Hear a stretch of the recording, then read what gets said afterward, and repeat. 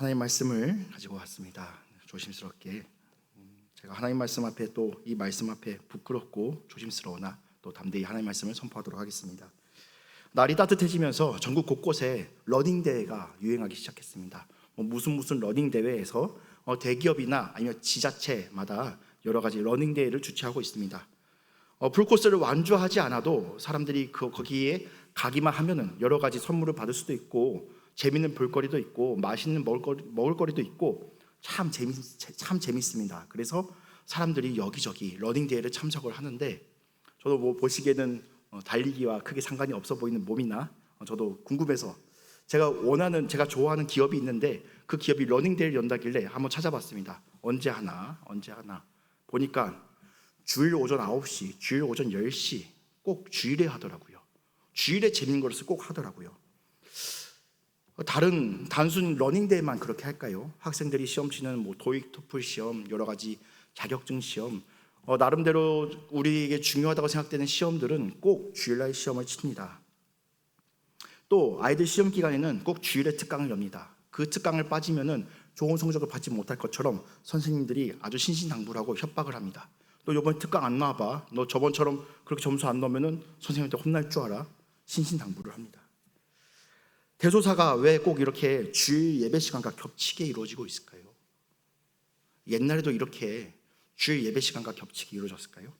대한민국도 그리고 심지어 저 북미 미국도 이렇게까지는 하진 않았습니다. 주일 예배 시간 꼭 일요일 오전 9시, 10시, 11시 이런 우리가 예배 드리는 시간에 뭔가 대소사를 잡지 않았습니다. 옛날 우리나라 한번 살펴볼까요? 물론 저보다 신앙의 연배이신, 인생의 연배이신 우리 선배님들께 저기 계시지만은 옛날 우리나라에서 주일에 뭔가 예배 시간에 뭔가를 하진 않았습니다. 하물며 그 당시에는 우리나라에 예수 믿는 사람이 그렇게 많지 않았어요. 그럼에도 불구하고 예수 믿는 사람들이 예배 드리는 시간인 것을 알기 때문에 최대한 그 시간대를 비껴가서 행사를 잡았습니다. 그런데 오늘 날 어떻습니까? 오늘 날에는 예수 믿는 사람들이 그래도 비율이 조금 더 많아졌습니다. 예수 믿는 사람들 전국 어딜 가도 교회가 있습니다. 예수 믿지 않은 사람들 주일 오전 9시, 10시, 11시 예배 드리는 시간인 거 모를까요? 압니다. 그런데도 행사를 잡습니다. 거기 빠지면은 마치 유행에 뒤처진 사람처럼 만들어버리고 거기 빠지면은 중요한 시험을 치르지 못하는 사람처럼 만들고 거기서 빠지면 경쟁에 뒤처진 것처럼 만들어버립니다. 오늘 날 어째서 예수 믿는 사람이 더 많아졌는데 주일 예배 시간에 그런 행사들이 많아질까요? 그리고 왜 우리 예수 믿는 사람들도 예배를 드리러 갈까? 아니면 새벽에 예배 드리고 그냥 거기로 갈까? 이런 고민을 하게 만들고 있을까요? 사실 이런 현상들은요, 예수 믿지 않는 사람들이 예배를 무시하는 게 아니라 예수 믿는다는 우리가 예배를 무시하기 때문에 벌어진 현상입니다. 다시 한번요, 예수 믿지 않는 사람들이 예배를 무시한 게 아니라 예수 믿는다는 우리가 예배를 무시하니까 주일 예배 시간에 엉뚱한 행사들을 만들고 있는 것입니다. 그렇기 때문에 예수 믿지 않는 사람들, 불신자들이 더욱더 예배를 가볍게 여기고 기만하고 성도들을 우습게 여기고 교회를 우습게 여기고 그 예배 시간, 그 귀중한 시간에 다른 엉뚱한 행사들을 연다는 사실입니다. 그러면은 왜 우리는 하나님께 드리는 예배 시간을 왜 온전히 드리지 않게 되었을까요? 왜 우리는 예배를 무시하게 되었을까요? 왜냐하면 우리에게는 온전한 헌신이 사라졌기 때문입니다. 온전한 헌신, 완전한 모든 것을 드리는 헌신, 섬김이 사라졌기 때문에 예배 드리는 시간이 귀찮아졌습니다. 예배 드린 것이 시간이 아깝게 느껴졌습니다. 차라리 내가 이 시간에 저기를 갔으면은 좋은 사람이라도 만났을 텐데, 차라리 이 시간에 내가 저기를 갔으면은 좋은 구경거리라도 참가했을 텐데, 온전한 헌신은 무엇입니까? 나의 것을 아낌없이 내어주고 희생하고 그로 인해서 하나님 아버지의 뜻이 이 땅 가운데 온전히 이루어진 것을 최고로 여겼던 예수 그리스도의 그 마음이 우리 가운데 사라지고 우리 가운데 계산기가 들어오기 시작했습니다. 이 시간에 차라리 뭘 하면 좋을 텐데, 내가 하나님께 이만큼 드리면 이만큼 돌아와야 될 텐데 이만큼 돌아오지 않네. 내가 다시는 헌신 하나 봐라. 내가 다시 교회 섬기나 봐라. 내가 이 시간 다시 내가 귀하게 여기나 봐라. 내 마음대로 할 거야. 헌신하는 마음이 사라지자 예배 드리는 시간은 귀찮은 거고 부담스러운 것이 되고 우리가 예배를 귀찮게 여기자 세상은 교회를 더욱 무시하고 비웃고 조롱하게 되었습니다. 온갖 볼거리, 즐길거리, 눈에 보기 아름다워 보이는 그러한 것들, 마치 아담과 하와가 선악과를 따먹기 직전에 보암직하고 먹음직하고 지혜롭게 할 만큼 탐스럽게 여겨지는 그런 것들을 우리 눈앞에 흔들면서 야, 너 이래도 헌신할 거야? 바보같이 누가 헌신을 하냐? 헌신하면 헌신짝 되는데 일로 와. 예수 믿지 않는 불신자들이 교회를 조롱거리로 만든 것이 아니라 예수를 믿는다고 하는 우리가 교회를 조롱거리로 만들었습니다. 그러면 우리의 헌신은 어쩌다가 이렇게 밀려나 버렸을까요? 우리가 우리의 구주 되신 예수 그리스도께 그리고 그의 몸된 교회에 온전하게 헌신하지 못한 것들은 무엇이 있을까요? 오늘 책을 잠깐 소개해드리겠습니다. 동네 교회가 살아난다라는 책을 쓴 톰 레이너라는 목사님은요, 어쩌다가 우리 교회가 하나님께 드린 예배가 뒷전으로 되게 되었는가, 이것에 대해서 제가 나름대로 3가지 원인을 분석해 봤는데요. 첫 번째, 우선순위가 뒤바뀌었습니다. 우선순위가 뒤바뀌어서 원래는 우리가 하나님께 예배드린 것이 가장 우리 삶의 우선순위였습니다. 만약 우리가 여러분들께서 삶의 우선순위로 두는 것이 있다면은, 정말 이게 중요한 것이 있다면은 그것을 밤을 새서라도 그것을 해갈 것입니다. 당장 이 숙제를 내 해가지 않으면 안 돼. 그러면은 밤을 새서라도 밥을 먹는 시간을 쪼개가면서라도 그 숙제를 해가겠죠. 마찬가지로 하나님께 예배드리는 우선순위가 무너지니까 무엇을 드리게 되었는가? 부스러기를 드리게 되었습니다. 내가 하나님보다 더 중요하게 생각하는 것, 예배보다 더 중요하게 생각하는 것, 그것에 먼저 마음을 드린 다음에 부스러기, 찌끄러기를 하나님께 드리게 되었습니다. 두 번째, 부유해지고 더 선택지가 많아졌습니다. 무슨 얘기인가요? 물론 경제적인 어려움이 옛날이나 지금이나 있었습니다. 하지만 적어도 지금은 우리가 오늘 저녁밥은 무엇을 먹어야 될까? 내일은 무엇을 먹어야 될까? 무엇을 입어야 될까 하는 염려로부터는 많이 자유로워졌습니다. 하지만 우리가 부유해질수록 선택지가 더 많아졌습니다. 이제 교회의 경쟁거리는 누가 됐을까요? 저기 멀리 있는 절이 되었을까요? 아니면 저기 옆에 있는 성당이 교회의 경쟁 대상이 되었을까요? 지금 오늘날 우리 교회의 경쟁 대상은 동네 카페가 되었고 풋살장이 되었고 아이들 놀이공원이 되었고 우리가 놀러가기 쉬운 그런 곳들이 교회의 경쟁 대상이 되었습니다. 더 먹고 살만해지니까, 더 선택거리가 많아지니까, 더 즐길 거리가 많아지니까 하나님께 예배하는 것이 아니라 우리의 눈이 다른 휘황찬란한 것, 달콤한 것으로 눈을 돌리게 되었습니다.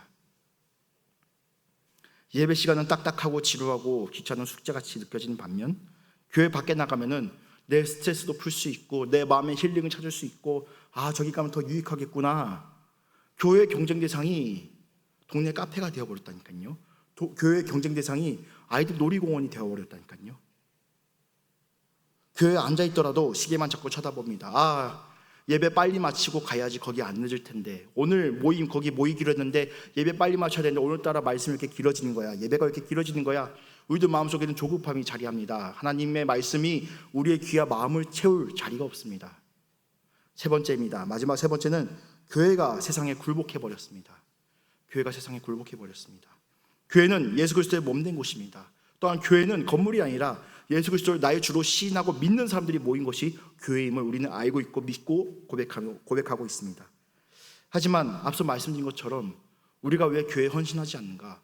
왜 우리가 교회의 모든 것을 내어드리지 않고 부스러기를 내어드리는가? 또 우리가 왜 하나님께 예배드리는 시간을 하나님께 교회로 나온 것을 귀하게 여기지 않고 다른 것에 우리가 마음이 흔들리게 되는 것인가? 성도님들에게 헌신을 부탁하면은, 봉사와 헌신을 부탁하면은 이런 얘기들을 합니다. 제가 믿음이 부족해서요. 제가 능력이 부족해서요. 제가 은사가 없어서요. 제가 좀만 더 기도해보고 말씀드리겠습니다. 무슨 말입니까? 물론 겸손해 보입니다. 제가 믿음이 없어서요. 능력이 별로 없어서요. 하지만 무엇입니까? 봉사하기 싫다. 헌신하기 싫다. 물론 우리가 다 나름대로 경험이 있을 겁니다. 봉사와 헌신을 했지만은 그 결과가 오히려 나에 대해서 좋지 않게 다가왔을 때도 있고, 아니면 어떤 분들은 그 다른 분들이 봉사와 헌신을 했을 때 어려운 일을 겪는 것을 함께 보면서 아, 나도 저렇게 헌신하고 봉사하면 큰일 나겠구나. 하지만 반대로 교육자들도 어떻게 될까요? 교육자들도 성도님들이 뭐 부탁하면은 부담스러워 한다는 것을 알기 때문에 말을 못합니다. 기대가 없습니다. 교육자들도 굴복해버렸어요. 기대가 없습니다. 아, 어차피 저렇게 부탁드려봤자 못하실 거야, 안 하실 거야. 그러다 보면 어떤 일이 생길까요? 사역이 정체됩니다. 사역이 축소됩니다. 사역이 점점점 작아집니다. 문제는 정말로 필요 없는 사역이라면, 해도 되고 안 해도 되는 사역이라면 괜찮을 텐데, 정말로 교회가 맡아야 될 사명, 하나님의 말씀을 가르치고 전하고 이 지역사회를 고치는 사역을 우리가 감당해야 될 텐데 그런 사역들조차 멈춰버리고 교육자들도 입을 꾹 다뭅니다. 헌신하시라, 봉사하시라 말하면 성도님들이 싫어할 거 아니까, 욕먹기 싫으니까 그런 사역들을 조금씩 줄여나갑니다. 그러니까 지금 전국 교회마다 예배가 사라지고 있고 예배 시간이 줄어들고 있습니다. 어떤 교회를 가니까 슬로건이 그거더라고요. 우리 교회는 1시간 안에 예배를 마칩니다. 이게 교회가 부끄럽습니다. 교육자인 저도 너무 부끄럽고 하나님께 죄송합니다. 헌신하지 않는 성도와 체념해버린 교회가 서로 악순환을 이루면서 교회는 점차 본질을 잃어가기 시작했습니다.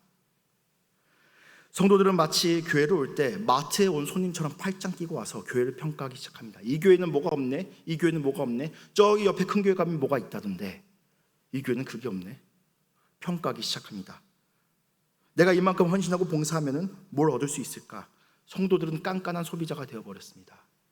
반대로 교회와 교육자들은 성도들을 손님처럼, 소비자처럼 바라보기 시작했습니다. 세상 다른 오락거리에 뒤처지지 않기 위해서 또 다른 교회보다, 옆에 있는 다른 교회보다 더 많은 성도들을 끌어모으기 위해서 헌신이라는 단어는 입 밖에 올리지도 않습니다. 희생이라는 단어, 예수 그리스도의 사랑, 십자가 이런 얘기하면 성도들이 싫어하고 불편한 것을 알기 때문에 그런 이야기는 하지 않습니다. 온갖 선물 공세를 하고 문화 강연을 열고 연예인을 초청해서 쇼를 합니다. 놀이기구들을 빌려서 교회 이곳저곳을 채우기도 하고 많은 것들을 보여주지만 세상과 경쟁하면서, 동네 카페와 경쟁하면서, 동네 놀이동산과 경쟁하면서 많은 것들을 보여주지만 정작 교회가 줘야 될 영의 양식은 주지 않습니다. 이게 교회와 교육자들이 하는 일입니다.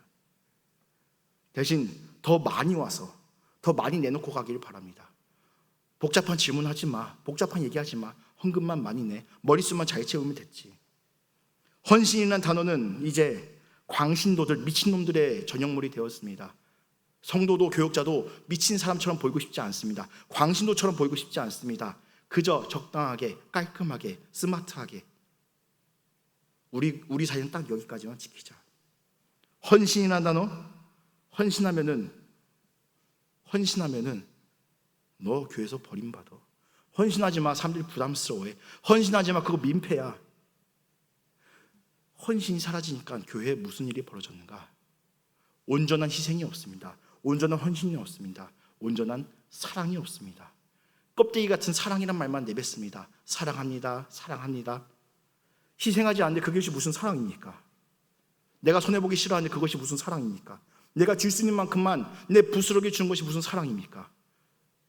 하지만 우리는 부스러기만, 하나님께 부스러기만 내어드리고 있고 각 성도들끼리도 부스러기만, 내가 주고 남은 것, 내가 그것을 잃어버려도 아깝지 않은 것, 겨우 그런 것만 주고 있습니다.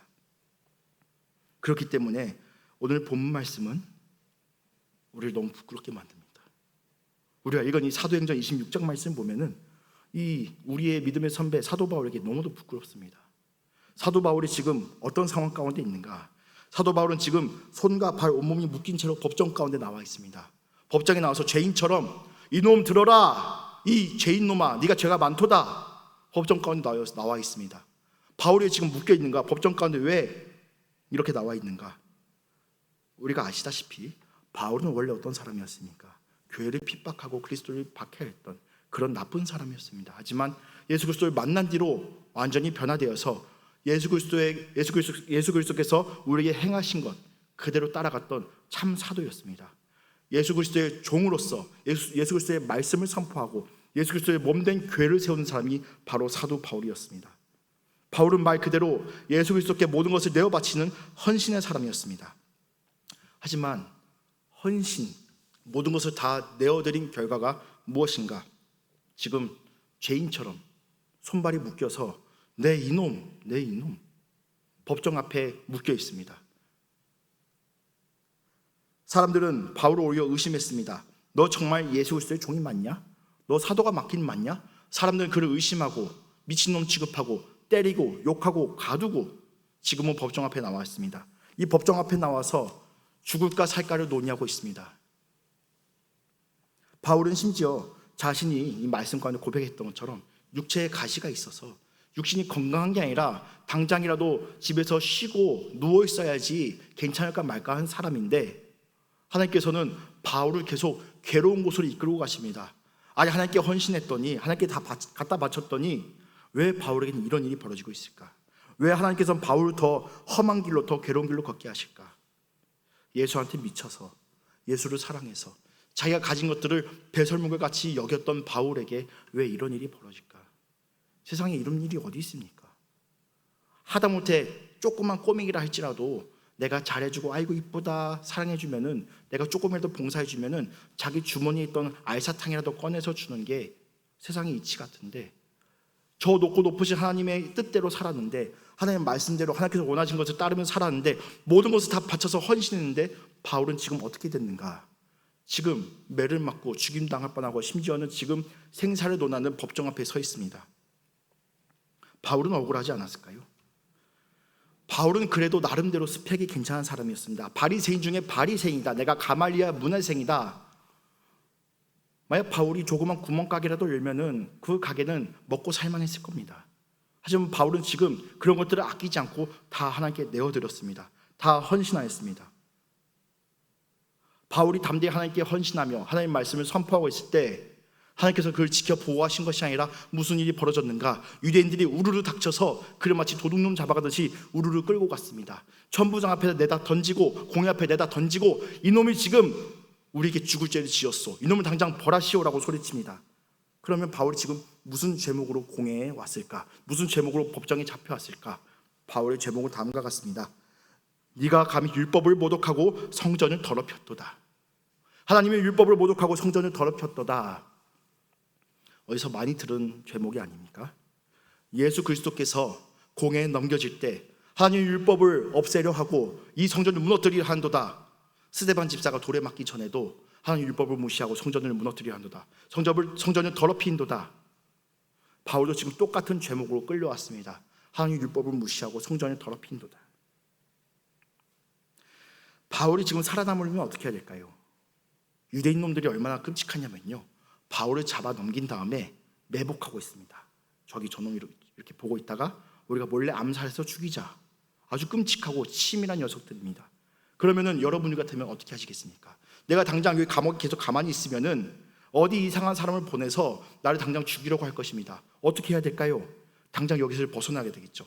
당장 내 억울함을 밝히고, 나는 율법을 모독한 적이 없어요. 난 성전을 더럽힌 적이 없어요. 나는 로마 사람입니다. 어떻게 당신 유대인들이 감히 나를 이렇게 자기들 마음대로 법정에서 나를 자기들 나름대로 재판하고 나를 죽이려고 할 수 있겠습니까? 나는 로마 시민권자라니까요. 하지만 바울은 어떻게 했습니까? 그 죽음의 자리를 하루빨리 벗어나려고 해도 자신의 무죄함을, 자신의 무고함을 변명해도 모자랄 판에 바울은 어떻게 하고 있는가? 자신의 처신을 결정할 베스더와 그리고 최고재판장 헤롯 아그리파 앞에서 누구에 대해서 얘기하는가? 예수 그리스도. 예수 그리스도. 내가 왜 예수를 믿게 되었는가? 예수는 어떤 분이신가? 예수가 우리에게 행하신 일은 무엇인가? 내가 하는 말은 헛된 말이 아니오 참된 말이니 여러분들도 다 아는 일이다. 예수 그리스도만 선포합니다. 그 자리에 있던 베스도가 기가 차서 이렇게 얘기합니다. 24절 말씀 같이 한번 읽어보겠습니다. 바울이 이같이 변명하매 베스도가 크게 소리내어 이르되, 바울아 내가 맺혔도다. 내 많은 학문이 너를 미치게 한다 하니. 아멘. 베스도가 지금 바울을 향해서 뭐라고 말하고 있습니까? 이거 미친 사람 아니야? 너 미쳤구나. 너 너무 많이 배워서 미쳤어. 이 미쳤다는 말이 뭘까요? 단순히 조롱일까요? 아유 저 미친놈 보게, 쟤 미쳤네 미쳤어, 이런 얘기일까요? 이 말씀은 저는 이렇게 해석하였습니다. 감탄했다. 어떻게 이 자리에서 끝까지 저 신념대로, 저 믿음대로 미친 사람처럼 이야기를 할 수 있지? 아마 베스도는 경악했을 겁니다. 질려버렸을 겁니다. 저 미친 사람 좀 보게. 우리 교회 역사를 살펴봅시다. 우리 교회사를 살펴봅시다.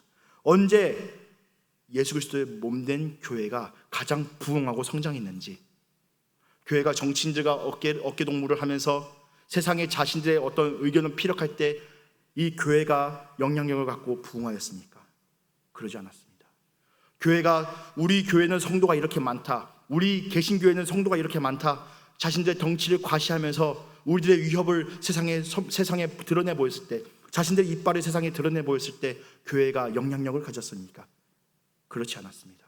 오히려 교회가 예수 그리스도의 복음을 온전히 선포할 때, 예수께서 우리 가르치신 대로 온전히 살아갈 때, 미친놈처럼 살아갔을 때, 예수 믿는 이유 때문에 매를 맞고, 예수 믿는 이유 때문에 감옥에 갇히고, 예수 믿는 이유 때문에 가로등이 필요가 없었습니다. 왜냐하면 예수쟁이들을 죽여서 그 시신을 저기 장대에다 매달아다가 불태웠기 때문에 가로등이 필요가 없었습니다. 그때 저 고지식한 헬라놈들이, 그리스도 로마 사람들이 예수 그리스도에 대해 믿기 시작했습니다. 예수의 미친 자들이 예수만 전했을 때요. 저 중세 암흑시대 교황이 손가락 까딱만 하면은 저놈은 파문이다, 말이 좋아서 파문이지 그 사람은 죽은 것입니다. 그 무시무시한 시대 때, 그 암흑시대 때 언제 빛이 밝혀졌는가? 교황의 말이 아니라 오직 성경 말씀으로, 다른 이름이 아니라 오직 예수 그리스도를 통해서, 사람의 의가 아니라 오직 하나님의 은혜로, 사람의 행위가 아니라 오직 믿음으로, 다른 무엇도 아닌 오직 하나님께 영광, 오직 성경, 오직 그리스도, 오직 은혜, 오직 믿음, 오직 하나님께 영광만 외쳤을 때, 이들이 교황의 손가락에 까딱만 하면은 그 동네가 사라져도 이상할 것이 없는 그 시대 때, 예수를 믿는 믿음 가운데 미치는 사람처럼 소리쳤을 때 교회가 정결케 되고 교회가 정화되었습니다. 그런데 우리는 또 착각합니다. 교회가 세상에서 배척받는 이유는 우리 교회가 너무 배타적이기 때문이 아닐까? 우리 교회가 너무 보수적이기 때문이 아닐까? 우리 교회가 너무 재미없고 우리가 너무 보수적이어서, 나 광신도처럼 보이기 싫어, 나 미친 사람처럼 보이기 싫어, 나는 적당히 예수 믿고 적당히 센스 있고 적당히 정중한 그런 믿음을 지키고 싶어. 물론 우리 교회가 세상을 향하여서 악행을 행하고 부끄러운 짓을 행하고 손가락질 받으면 안 되겠지요. 온갖 더러운 일을 행하고도 회개하지 않고 사과하지 않고 낯짝 두껍게 내가 교회니까 괜찮아, 내가 하나님 믿는 사람이니까 괜찮아, 이렇게 나가면 당연히 안 되겠지요. 하지만 복음에 대해서는 그런 것이 아닙니다. 점잖고 멋들어지게 밀당하면서 이 정도 줬으니까 이 정도 합시다, 타협하면서 나아간 것이 복음이라고 오늘 성경 말씀은 우리에게 말씀하지 않습니다. 한번 예를 들어 보겠습니다. 우리가 오랜만에 느긋하게 목욕탕에 앉아있다고 생각해 보겠습니다. 너무 피곤하다, 오랜만에 뜨뜻한 물에 이렇게 앉아서 있는데 웬 사람이 빨가벗은 그대로 막 뛰어다니면서 소리 지릅니다. 그럼 우리 그 사람 보고 뭐라고 생각할까요? 미친놈 아니야? 그런데 그 사람의 말이 놀랍습니다. 불이 났어요, 얼른 나가세요. 불이 났다고 소리치는 그 사람에게 너는 발가벗었네, 왜 그렇게 호들갑을 떨고 있네, 점잖게 옷을 딱 빼입고 얘기해야지. 누가 그렇게 얘기할 수 있을까요? 그러면 그 소리를 들은 우리는 점잖게 속옷을 차려입고 옷을 입고 머리를 말리고 그렇게 뛰어나가야 됩니까? 미친 사람처럼 당장 알몸이라도 살기 위해서 뛰쳐나가야 되겠죠. 이것은 생명에 관한 말씀입니다. 하나님을 믿고 하나님을 따르지 않는 것인가? 하나님을 믿을 것인가? 하나님을 따를 것인가? 하나님을 믿지 않고 하나님을 따르지 않을 것인가? 하나님께 나의 온전한 것을 드릴 것인가? 아니면 나의 적당한 것만 드릴 것인가? 이것은 생명에 관한 문제입니다. 이것은 점잖게 따질 문제가 아닙니다. 그런데 왜 우리는 자꾸 점잖아지려고 하고 있을까요? 왜 우리는 하나님께 온전히 드린 것을 아까워하고 있을까요? 우리는 왜 복음에 대해서는 미친놈처럼 보일까 봐 두려워하는 것일까요? 나를 살리신 예수 그리스도의 생명의 말씀이 이 교회에 있습니다. 세상 어딜 가도, 아무리 좋은 모임을 가도, 아무리 똑똑한 사람이 온다고 할지라도 그곳에는 없습니다. 예수 그리스도의 생명의 말씀이 없고 모든 것을 다 내어 바치신 예수 그리스도의 생명이 없습니다.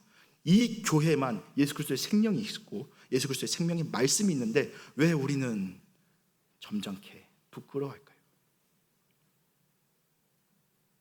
또 우리는 나를 살리신 그 사랑을 내가 또 누군가에게 주지 않으면은 그 사람은 그냥 불에 타 죽을 텐데, 불이 난지도 모르고 불에 타 죽을 텐데, 저 사람은 예수 그리스도 외에는 생명의 길이 없다는 사실을 평생 모르다가 그대로 죽을 텐데 왜 우리는 그 사람을 그냥 믿음은 강요하는 게 아닌데, 신앙은 강요하는 게 아닌데 점잖게 나아가야지, 왜 그 사람을 죽는 자리로 내어버리고 있을까요? 왜 예배 시간에 차라리 다른 것을 하면 더 좋지 않았을까 저울질하고, 자녀의 등을 떠밀어서 학원으로 도서관으로 보내고, 이번에 섬기면은 또 다른 일 섬기라고 채찍질할까 봐 몸을 사리고 눈을 피해 다닙니까? 또 왜 저 같은 교역자들은 성도님들께 헌신하라, 봉사하라, 희생하라 얘기하면은 성도님들이 싫어할까 봐 입을 다물고 적당히 눈치 보면서 정말 해야 되는 사역들, 우리가 말씀을 가르쳐야 되고 말씀을 전해야 되고 저 같은 교역자들이 눈물을 흘리면서 그 영혼을 위해서 밤새 눈물 흘리고 기도 흘려야 될 것들을 좌시하고, 그래 우리 교역자들도 받은 만큼만 일하자. 왜 성도가 소비자가 되고, 왜 목회자가, 교회가 그것을 공급하는, 서비스를 공급하는 서비스직이 되고, 왜 교회가 서로 무너져가는 길로 우리가 가고 있습니까? 우리는 기억해야 됩니다. 예수 그리스도께서 우리를 살리신 방법은 적당한 게 아니었습니다. 적당히 하고 끝낸 것이 아니었습니다. 자신의 모든 것을 내어주셨습니다. 자신의 육체와 자신의 영혼, 모든 것을 내어주셨습니다. 심지어 참 아름다우신 그분께서 이 땅에 오실 때 가장 볼품없고 끔찍한 모습으로 오셔야 됐고, 가장 영광스러운 그분께서 가장 저주스러운 그 장대에 매달려 죽으셔야 됐습니다. 하나님의 아버지, 하나님의 아들이신 그분께서 아들이라 칭함을 버림받고 그것을 포기하고 우리를 양자 삼아주셨습니다. 우리 하나님의 아들, 딸로 삼아주시기 위해서 자기가 아들이라는 사실을 포기하셨습니다. 예수님은 적당히 사랑하지 않았습니다. 예수님 모든 것을 다 바쳐서 우리를 사랑하여 주셨습니다. 그런데 왜 우리는 예수님께 적당히 드리고 있을까요? 우리를 향하신 미친 사랑이 하나님께 영광이 되었습니다. 하나님의 뜻만 위하던 그 미친 사랑이 하나님께 영광이 되었고, 우리를 끝까지 사랑하신 그 미친 사랑이 우리에게 생명이 되었습니다. 우리는 근데 왜 미친놈이 되기를 거부하고 도망치는 것일까요? 우리는 하나님께 부스러기를 들어서는 안 됩니다. 교회와 세상 사이에서 갈등해서는 안 됩니다. 예배드리는 시간, 헌신 가운데 흘리는 땀방울과 눈물을 우리는 아끼면 안 됩니다. 진짜로 우리 가정을 변화시키고 우리 직장을 아름다운 곳으로 만드는 것은, 그리고 이 세상을 변화시킨 것은 적당한 타협, 적당한 저울질이 아니라 모든 것을 내어 바치는 온전한 사랑과 온전한 헌신, 당장 눈에 보이지 않을지라도, 당장 우리 삶의 피부로 와닿지 않을지라도 모든 것을 내어주는 그 온전한 헌신이 하나님의 뜻을 이루고 우리에게 생명이 됩니다. 우리는 오직 예수 그리스도께 미친 사람이 되어야 됩니다. 말씀을 정리하면서 다시 바울의 이야기로 돌아가 보겠습니다. 바울은 자신의 모든 것을 헌신하고 바쳤습니다. 그리고 그 결과가 뭐였지요? 그 결과가 뭐였지요? 결박되어서 마치 죄 지은 놈처럼, 잘못이 많은 놈처럼, 당장 죽임받아도 마땅한 놈처럼, 끔찍한 놈처럼 저 오만불손한 헤롯 아그리빠 무릎 앞에 서 있습니다. 하나님의 종이 사탄의 종 앞에 무릎 꿇고 있습니다. 하나님이 실패한 걸까요? 바울의 사역이 실패한 걸까요? 바울이 잘못한 게 있어서, 바울이 좀 더 잘했어야지 잘하지 못해서 저 오만불손한 저 헤롯 아그리빠 앞에 무릎 꿇고 있는 것일까요? 그렇지 않습니다. 바울은 끝까지 당당하게 외칩니다. 사도행전 26장 29절 말씀 함께 읽겠습니다. 바울이 이르되 말이 적으나 많으나 당신뿐만 아니라 오늘 내 말을 듣는 모든 사람도 다 이렇게 결박된 것 외에는 나와 같이 되기를 하나님께 원하나이다 하니라. 아멘. 당신도 하나님을 부인하고 저 로마에 갖다 붙은, 하나님을 갖다 버리고 사탄의 종이 된 당신 같은 사람조차도 이처럼 결박된 것 외에는 하나님의 종이 되길 원합니다. 하나님께 미친 사람이 되길 원합니다. 예수 그리스도의 사랑이 당신을 미친 사람이 되기를 축복합니다 라고 바울은 당당하게 외치고 있습니다. 누가 이 일을 감당할 수 있을까요? 누가 이 일을 감당할 수 있을까요? 하나님께서 바울을 통해서 전하신 이 외침은 우리에게도 생생합니다. 결박된 것 외에는 당신들도 나처럼 예수 그리스도의 사랑에 미치길 원합니다. 예수 그리스도께 모든 것을 다 갖다 드리길 원합니다. 우리가 세상에 무엇이 두렵습니까?